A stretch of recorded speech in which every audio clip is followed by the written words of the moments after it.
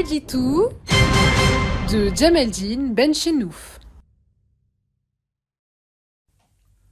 Salam alaikum, Azdul Fillaoun, bonsoir. Ihsan Al-Qadi, l'un des ultimes journalistes qui continuent de faire honneur à leur profession depuis l'intérieur du pays même et qui refusent d'abdiquer leur dignité, vient d'être condamné à 5 ans de prison. 3 années de prison ferme et 2 avec sursis. Son agence, Interface Média, qui édite Radio M et Maghreb Émergent, un journal en ligne, a été dissoute. Il a été condamné à la saisie de tous ses biens, en plus d'une amende de 1 milliard de centimes et de 100 millions de centimes qu'il devra verser à l'autorité de régulation de l'audiovisuel, l'ARAV. C'est le tournant le plus grave et le plus significatif dans la répression contre la presse, contre le dernier bastion d'une presse qui résiste dans un pays où celle-ci a été quasi totalement réduite au silence et pire encore, à la collaboration la plus inconditionnelle avec le système. Alors, d'abord, quels sont les chefs d'inculpation reprochés à Qadi Ihsan? Je vous les cite, littéralement. Écoutez bien. Réception de fonds et d'avantages d'organismes et de personnes de l'intérieur du pays et de l'étranger dans l'intention de commettre des actes susceptibles d'attenter à la sécurité et à la stabilité de l'État, à l'unité nationale, à l'intégrité territoriale, ainsi qu'à la sécurité et à l'ordre public. Fin de citation. Mais attendez, ce n'est pas fini. Il a été accusé par ailleurs de, je cite, réception de fonds pour faire la propagande d'une source étrangère, publication au grand public de contenus de nature à nuire à l'intérêt national et collecte de dons sans autorisation. Très franchement, est-ce que cela vous semble vraisemblable?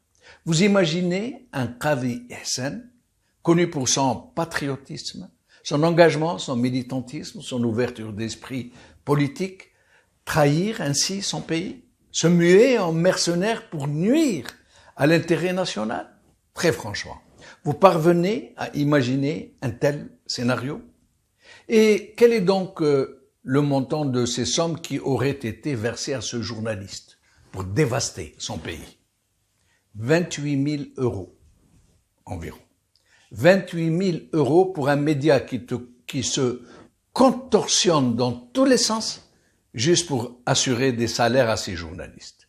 28 000 €, ou plus précisément 25 000 livres sterling, envoyés en plusieurs tranches et de façon transparente par sa fille, Tinhinan Al-Qadi, qui réside à Londres, elle-même actionnaire dans la société de son père et qui avait prêté cet argent à son père pour régler des salaires impayés du personnel d'Interface Média. Rappelons que Maghreb Émergent et Radio M ne bénéficient pas, comme les autres médias mercenaires, de la manne publicitaire dont se sert le régime pour récompenser les plus zélés en sa faveur. 28 000 € versés par une source étrangère pour dévaster tout un pays. Vous imaginez la rigolade? Vous parvenez à imaginer la complicité ou du moins la passivité de ces journalistes lumineux qui font les médias, qui font ces médias comme Karim Kabir, Linda Abou et d'autres encore, presque tous hirakistes dans l'âme? Vous imaginez? Des journalistes qui se dévouent, qui acceptent de travailler dans un média où le salaire est très improbable, très irrégulier, qui sont persécutés, menacés, fliqués, suivis à la trace et qui acceptent que leur patron soit un mercenaire d'une force étrangère qui cherche à détruire leur pays? Vous parvenez à imaginer une telle farce? Rappelons par ailleurs, juste pour remettre les pendules à l'heure, que de nombreux médias et autres organismes algériens en tout genre reçoivent le plus normalement du monde des financements de l'étranger, y compris d'ONG et d'organismes étatiques. et qui n'ont jamais été inquiétés pour cela. Qadi Ihsan a donc été arrêté et placé en détention. Mais en réalité, les vraies raisons de son incarcération puis de sa condamnation ne sont pas celles invoquées.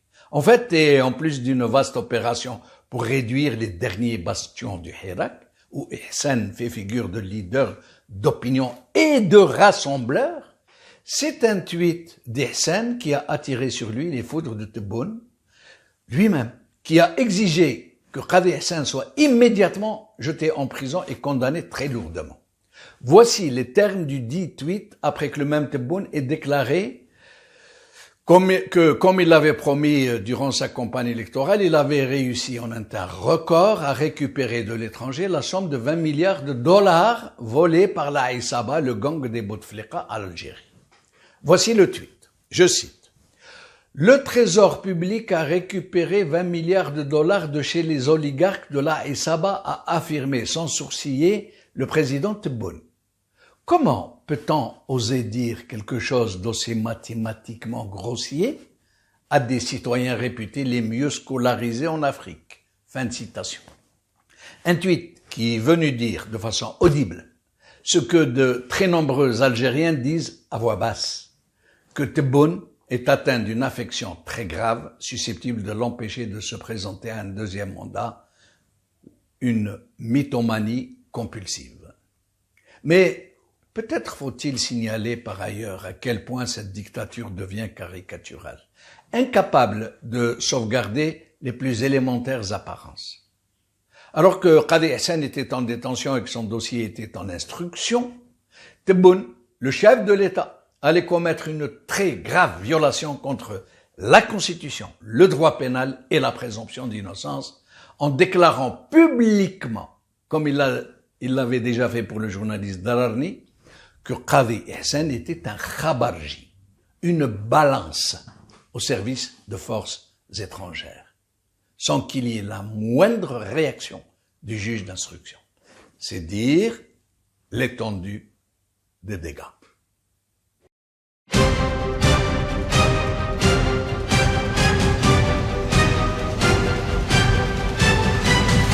L'édito de Djemeldine Benchenouf.